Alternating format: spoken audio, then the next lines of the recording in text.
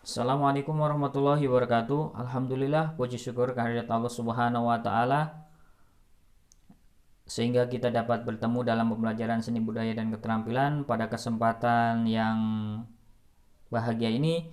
Alhamdulillah kita masih dapat belajar walaupun proses pembelajaran kita jarak jauh, tapi insya Allah itu tidak mengurangi rasa semangat kita, rasa istiqomah kita untuk melakukan kebaikan. Anak-anakku yang dirahmati Allah Subhanahu wa taala, untuk pada kesempatan pembelajaran seni budaya dan keterampilan pada kesempatan hari ini kita akan membahas tentang olah vokal.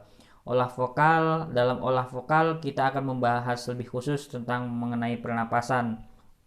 Pernapasan itu terbagi menjadi tiga, yaitu pernapasan dada, pernapasan diafragma, dan pernapasan perut. Untuk pernapasan dada sendiri, yaitu caranya adalah kita mengolah pernapasan saat bernapas, tapi pertahanannya atau menahannya napas tersebut berada di lingkungan dada kita. Contoh seperti ini. Seperti kita sudah proses menahan napas. Nah, untuk pernapasan diafragma itu adalah pernapasan dada dan perut. Untuk pernapasan dada dan perut caranya seperti ini. Kita tarik dari hidung, mulut kita dibuka sedikit. Jadi antara perut dan dada seperti itu. Nah, untuk pernapasan yang ketiga yaitu pernapasan perut. Pernapasan perut seperti apa? Seperti biasa saja kita sedang menarik napas. Perut kita yang berada di lingkungan gitu. Jadi sedang kita menahan napas seperti itu. Narik napas, dihempaskan.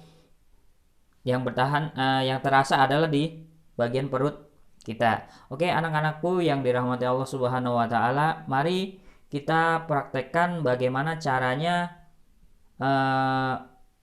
mengatasi pernapasan tersebut sehingga mampu memberikan kualitas saat kita bernyanyi. Karena apa?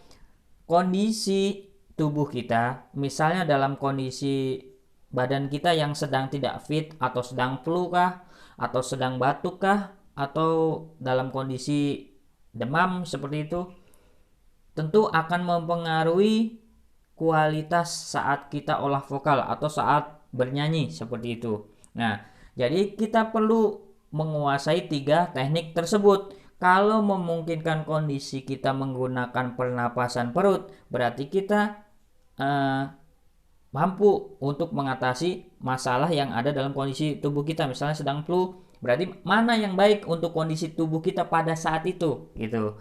Jadi kita harus ingat betul ketika kondisi tubuh kita harus tahu, oh berarti kondisi tubuh saya yang seperti ini cocoknya adalah untuk pernapasan yang misalnya perut kah, atau pernapasan diafragma, atau pernapasan dada tadi. Nah, anak-anakku yang dirahmati Allah Subhanahu wa taala, yuk kita praktekkan coba. Contoh menggunakan pernapasan dada. Kita ambil lagu temanya adalah tadi tentang tanah air saja yang mudah. Menggunakan pernapasan dada.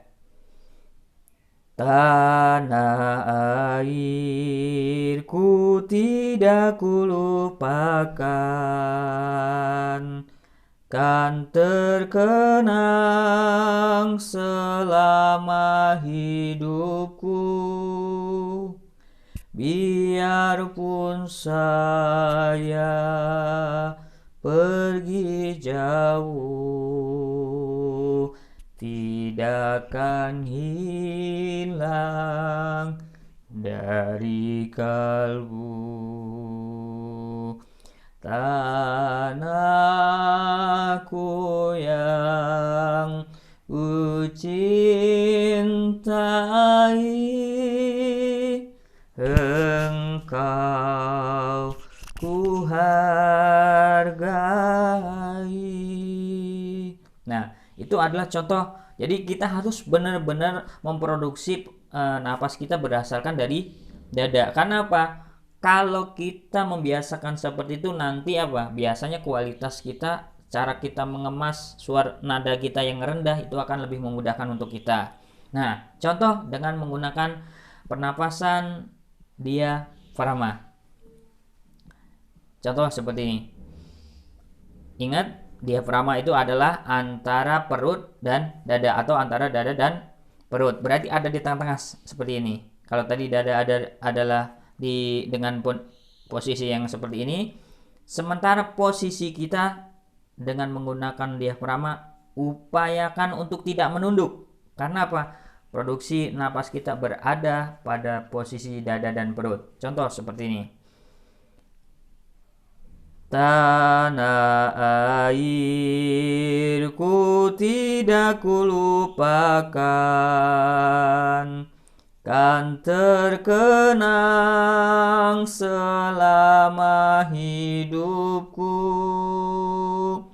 Biarpun saya pergi jauh, tidak akan hilang dari kalbu. Tanahku yang ku cintai, engkau ku hargai. Nah, tekanannya berada pada dada dan perut. Nah, yang ketiga pernapasan perut. Contoh.